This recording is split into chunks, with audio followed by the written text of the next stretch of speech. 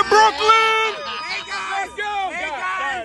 Guys. You ain't do it yet. Yeah, you ain't do it yet. Come on! Right. Exactly. He gonna stop back here and talk about we did it.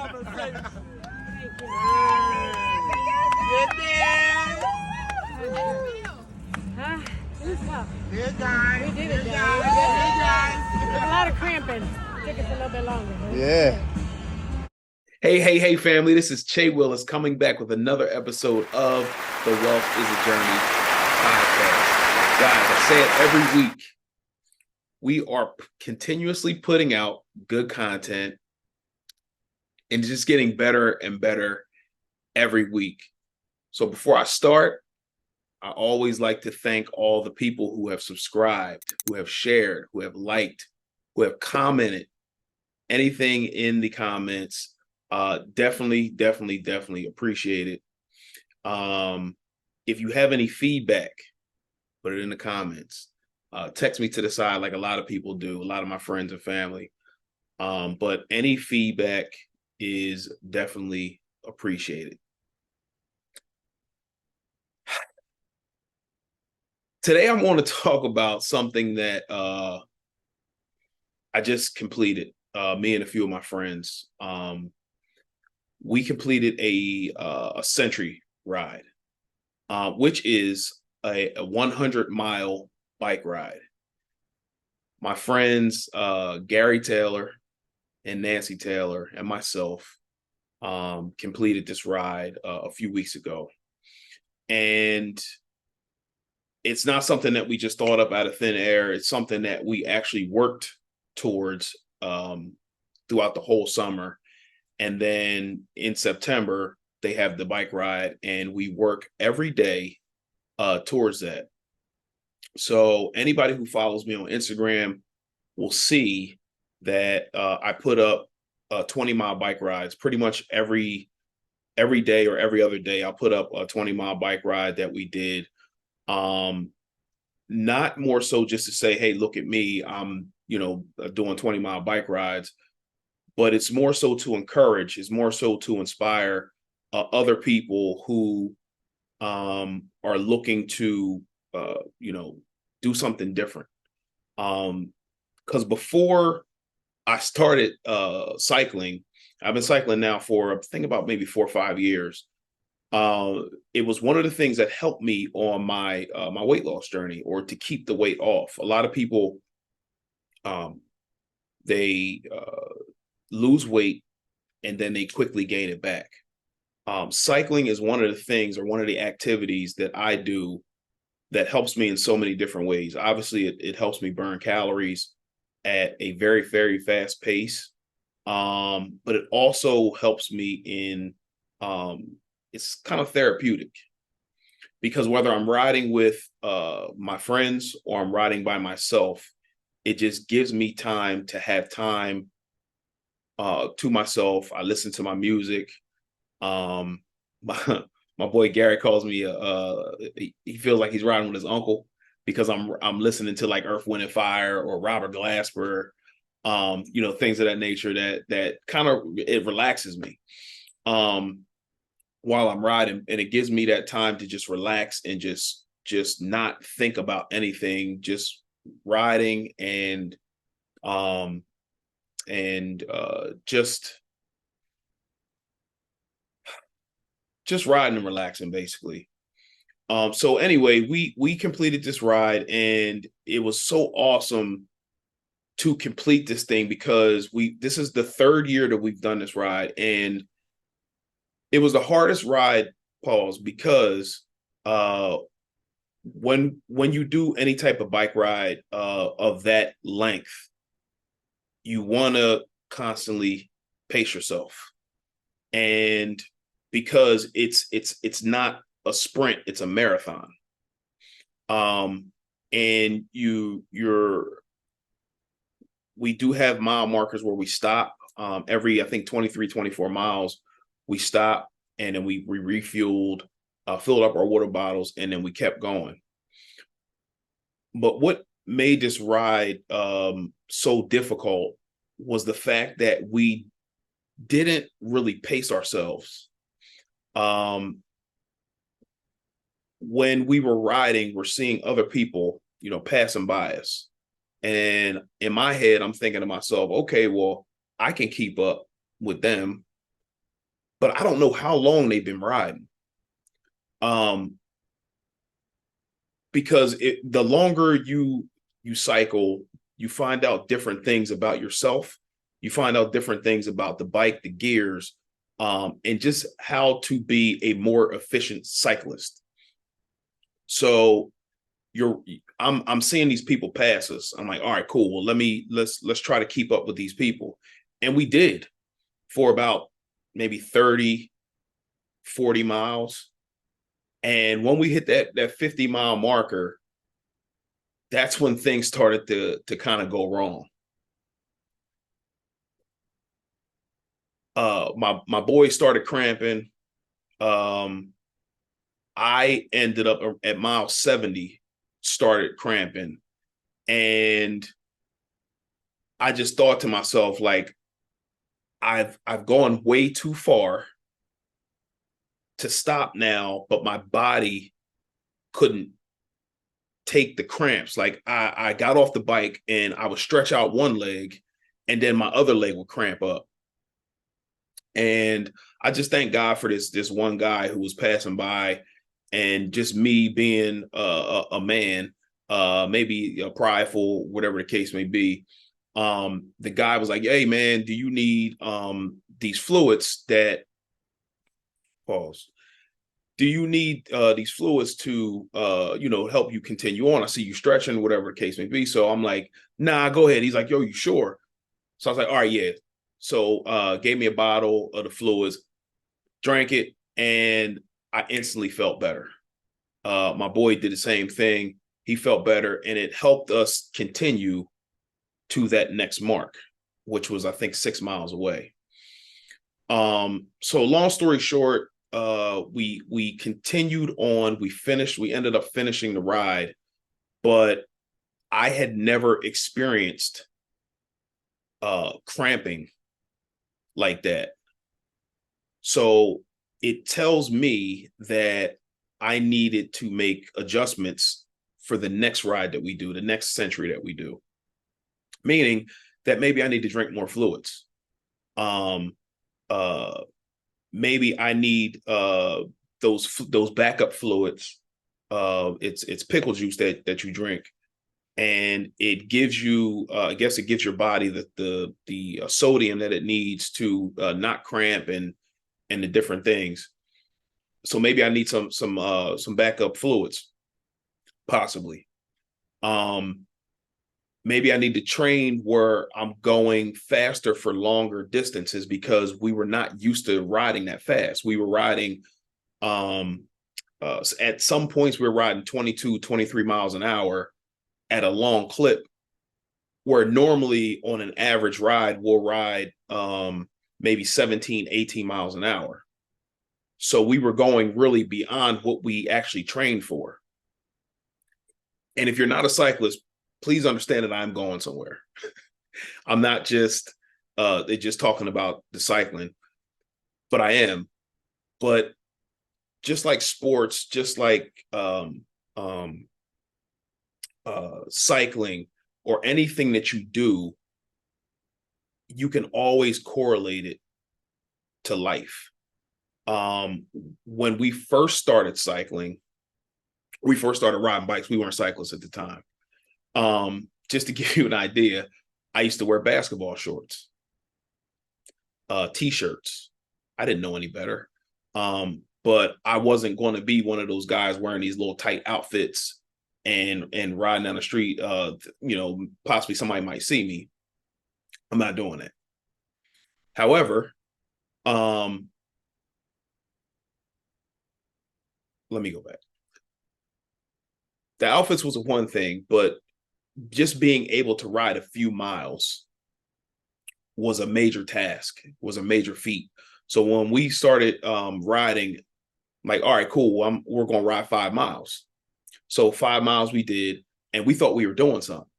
And then we would see other people going longer distances.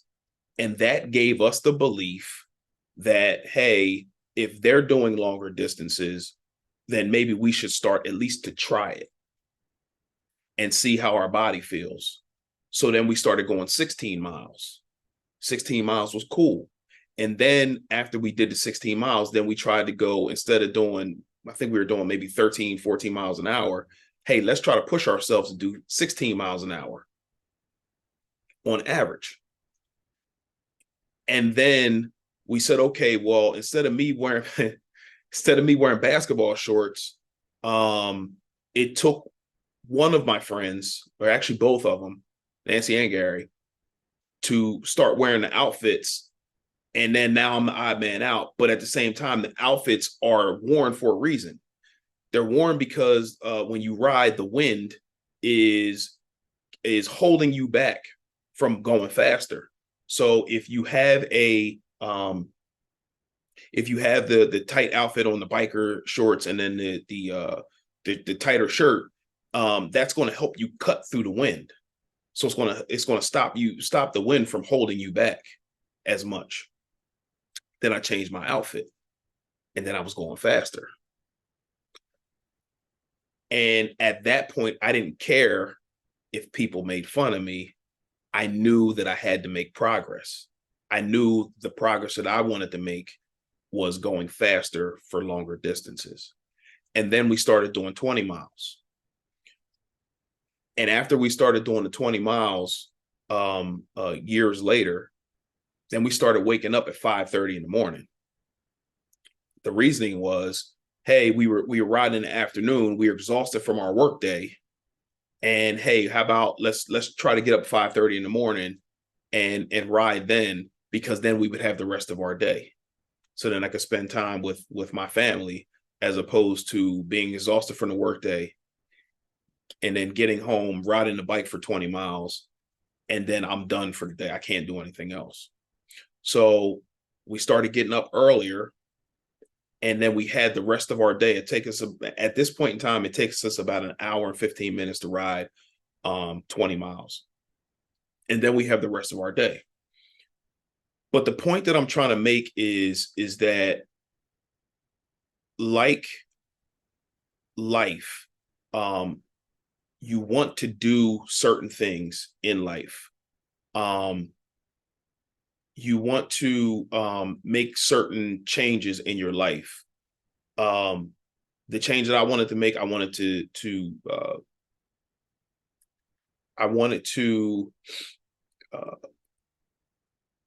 have certain health goals.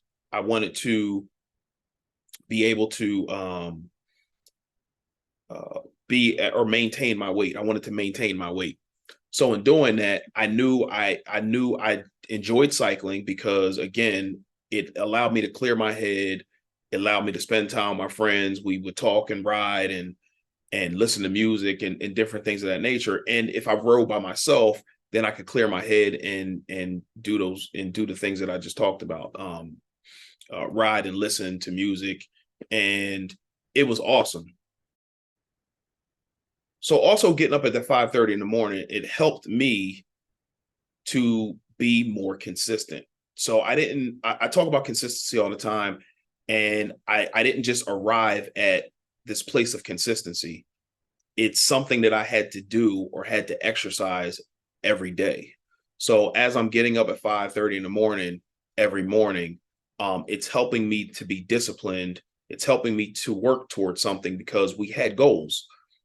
We were training for the Century Ride, and then we were also maintaining weight, being disciplined in the thing, and it's a major milestone and a major feat to be able to complete something that grand. Because when I first started cycling, I never thought that 20 miles was a major feat for me, but to be able to do 100 miles is huge. What's going on, family? This is Che Willis from Wealth as a Journey podcast. I don't know if you guys know, but I help families who are living paycheck to paycheck live the life that they want to live through budgeting and investing. If this is you or you know somebody, go to wealthisajourney.com to book a free discovery call to see if we're a good fit to work with each other for either budgeting, or if you're a beginner investor, again, you can book a free discovery call to see if we're a good fit to work with each other. Again, wealthisajourney.com, wealthisajourney.com. Let's get back to the episode. So again, this cycling is correlated back to life. When I talked about earlier, I talked about how we trained a certain way. We trained to ride a certain average speed for the ride. And then I ended up seeing other people. And when I saw those other people, instead of saying, hey, let me stay within myself, what we trained for, let me go and ride just as fast as them when I knew better. Because we've done this ride 2 times before, and we stayed within ourselves and we didn't cramp. We had a good time. We finished, and we were good to go. But this time it was different. So I saw other people, like other people might see people on social media and say, okay, well, I'm not where they are. Let me do what they're doing and not stay within myself. And again, it's not a sprint, it's a marathon, just like life. And what I did was I sprinted out with them. But I didn't think to myself, yo, you're at mile 10. You still got 90 miles to go. You still got a long ways to go. So stop trying to keep up with these people and run your race, ride your race. And the thing about it is that didn't hit me until mile 70. I didn't think, I thought back once the cramp started to come, and I thought back to, yo, you know what? Me trying to keep up with those people was a bad idea. It was an awful idea. But you live and you learn. But what I'll tell you is that will never happen again, because I learned my lesson. And I think that people, when you're running your race, people, when you're living your life, you're running your course, if you're using other people for motivational purposes, that's fine. But when you're seeing what other people are doing and then you're going outside of yourself to try to do what they do, like me and my friends in this ride, we were out of our depth, because that's not what we trained for. So if you're investing, or if you're trying to change your financial trajectory, budgeting may be new to you, investing may be new to you, being an investor may be new to you. It's okay to start off small. Us starting off small was 5 miles. And then we graduated to 16 miles. And then in the 16 miles, we graduated to trying to do 16 miles faster. And then when we graduated doing that faster, then we found that we can go longer distances. Then we went 20. And then sometimes on the weekend, we would go 60. We would go 50. But the point of the whole thing is that you may see people and you're like, well, I see them doing it, I can do it too, which you can. But you want to take your time doing the thing that they're doing to make sure that you're not out of your depth. Because the one thing I love about riding the bikes is that you get all the way out there. Say you're 10 miles out. No matter how you feel, you got to come back. So you got to pace yourself. You can't start off too fast and kill yourself getting the 10 miles out, because you got to think about coming back. So one of the things about the 70 miles going and getting those cramps and my body talking to me like, yo, man, we might not make it. God threw me a lifeline and my boy a lifeline when that man came through and offered us the pickle juice to get us back right so then we can continue on. And if you feel like you're out of your depth with the new thing that you started, or the investing, or budgeting, or whatever thing you're doing on your wealth building journey, then you have to look for the things that say to you, hey, maybe you need to slow down a little bit, or hey, maybe you're going a little too fast, or hey, you're when I was on my weight loss journey, my body was screaming to me, hey, I want to eat XYZ thing, but I knew the thing wasn't good for me, so I knew not to eat those things. But when you're doing something new, your body's going to be screaming at you.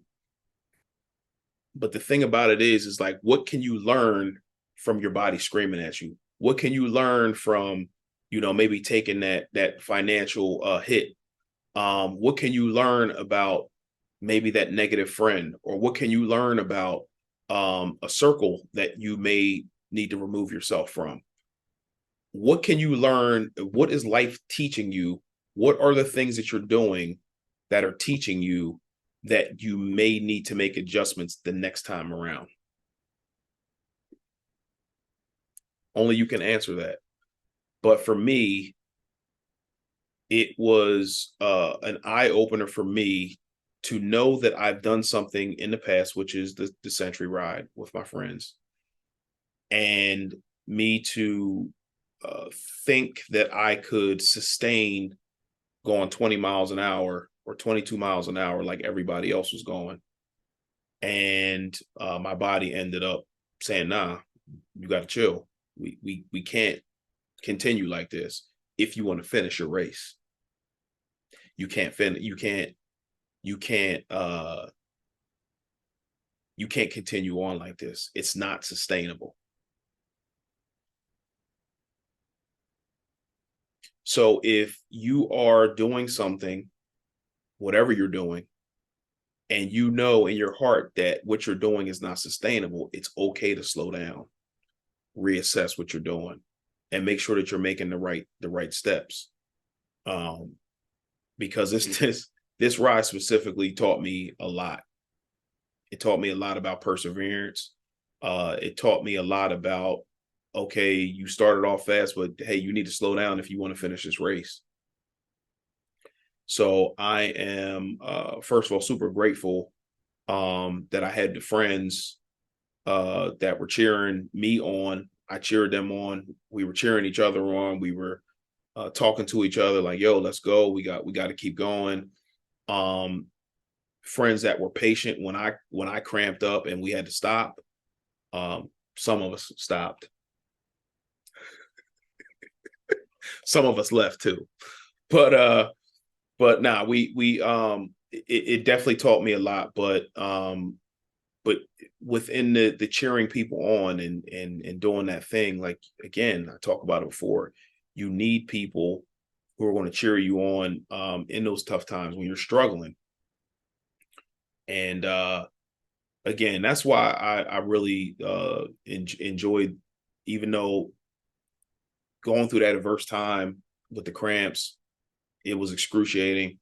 But it taught me a lot about myself. It taught me a lot about making adjustments. It taught me a lot about, hey, it's okay to slow down. Again, if you want to finish. And it taught me a lot about when you don't feel good, you can still cheer people on. Which that's what I was doing. I was cheering my man on, Gary, when he was cramping. Nancy cheered me on when I was cramping, and it's things that you need to, again, help you finish the race, because we are all running our own individual races.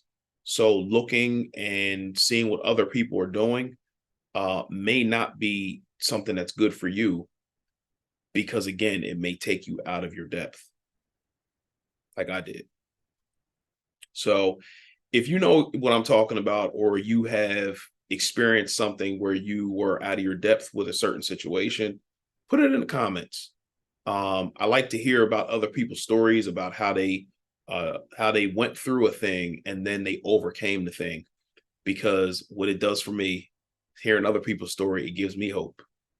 And then what we're doing here again with the podcast is we're giving people hope that are living in this dark world and seeing, allowing them to see other people that they made mistakes, or other people who have gone down the road that they're going down, that can give them information to help them in their journey, go through that journey a little bit easier, a little bit faster. Maybe they can skip a step possibly. And that's what we're doing here. So put a comment below if you have gone through anything where you didn't think that you were going to make it, but you pushed through and made whatever adjustments that you needed to make, and then you ended up making it through. I talked about one last thing I want to mention is I talked about on the last episode. I was talking to my boy Jay Small, and again, I forget what exactly we were talking about. Oh, he played college football, and he talked about some of his teammates who made it to the collegiate level, and it was a D1 school, made it to the collegiate level, and then they practice. Practice is hard. It's difficult. It's tough. You got people yelling at you. You got to go through these drills, and then people just quit. Like, you work your whole life to get to this one point, and you quit. You made a decision a long time ago that this is something that you wanted to do, and you get to a very, very difficult part in that thing that you're doing, and then you quit. And this conversation has stuck with me for months now, because he talked about, in life there's going to be a choking point, is what he said. And that choking point is going to say to you, okay, well, what I'm going through is so difficult right now that I want to quit. I want to give up. I want the pain to stop. But the thing about it is that you are closer than you think to getting over that pain threshold to get to the other side of the victory, whatever that is for you. In life, we're all adults here, and you think about the most difficult thing that you went through, and at the time it does not feel good. At the time you feel like giving up. At the time you're frustrated, whatever that thing is. But after you get over it, you look back and you're like, you know what? It wasn't really that bad. So people want to go somewhere. They want to achieve certain things, but you're always going to get to that choking point. Something that you've wanted all your life. It may be to be wealthy. It may be to have a certain weight goal. It may be to send your kid to college debt free. It doesn't matter what it is. Once you decide that you are going somewhere, you are always going to face adversity. You are always going to face a challenge. You are always going to face that choking point. The point where you can either continue to persevere or you can quit. And if you know, like I know, when those times happen, you are closer than you think. I can tell you that from experience. And then at that point, when you get over that pain threshold and you look back at that adversity that you went through, you think to yourself, you know what? It wasn't that bad. It wasn't as bad as I thought again. And then what does that do? It gives you the belief that when adversity happens in the future, that choking point happens in the future, then you can get through it. Why? Because I got through it before. God got me through it before. And I think we need to remember those things, man, because those things are a lot more important than we think. Again, it doesn't feel good at the time, but it teaches you a lot about yourself. And going through the things on that bike ride, it made me really think about life in totality, about you working for something for so long, and then you go through an adverse time, and then you think to yourself, you know what? I'm in pain, I'm hurting. But again, this was at mile 70. So I was almost finished. I was way more than halfway finished. But the thought entered my mind, hey, man, give up, quit. This is painful. Can't do it. We got to find a way. You got to find a way. And that's why I thank God for the guy who came through and offered the pickle juice, because, that sounds crazy. Somebody does a cycle. I'm sorry. But I thank God for him, because he came through at a time that we needed something that was going to help us to keep going. So if you're going through an adverse time right now in your life, in whatever journey you're on, look for those lifelines that God is throwing you. That person who may have offered you anything that's going to help you in your journey. It may be advice. It may be money. I don't know what that thing is, but just think about and look for the things that God, if you don't believe in God, the universe is trying to give you to help you complete your goal. So that was it was a great experience for me, again, for that Century ride, but this one specifically because we never faced that much adversity on a ride. But I'm glad we did. Again, it didn't feel good at the time, but I'm glad we did, because it taught me a lot about myself. It taught me a lot about my team. And it also taught me, hey, next time you do this, stay within yourself. So I wanted to, that was on my heart for this week. And I wanted to make sure I shared that. So again, if you have any comments about your cycling journey, if you did a 100-mile bike ride or 50-mile bike ride, or even a 25-mile bike ride, or even a 5-mile bike ride, or any type of thing that you started that's new or new to you, or something, some journey that you're on, put a comment below. I'd like to hear from you. So hopefully this has helped somebody to persevere, to fight through whatever challenge that you're fighting through. We are all on a journey.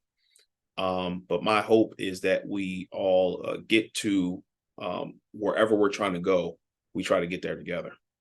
Thank you. Hey, family. So hopefully you guys have enjoyed the episode today. My entrepreneur highlight for today is my guy, Samuel Brown.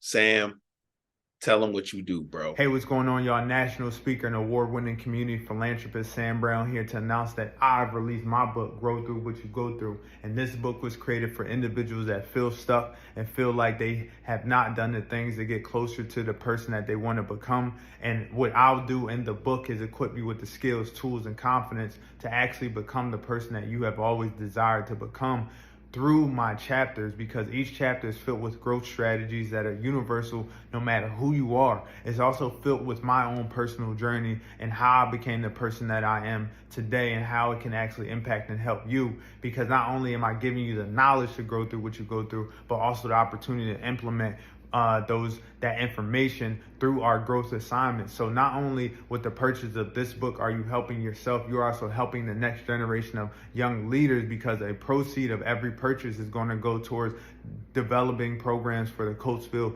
Youth Initiative. So if you're interested, hit the link in my bio and grow through what you go through.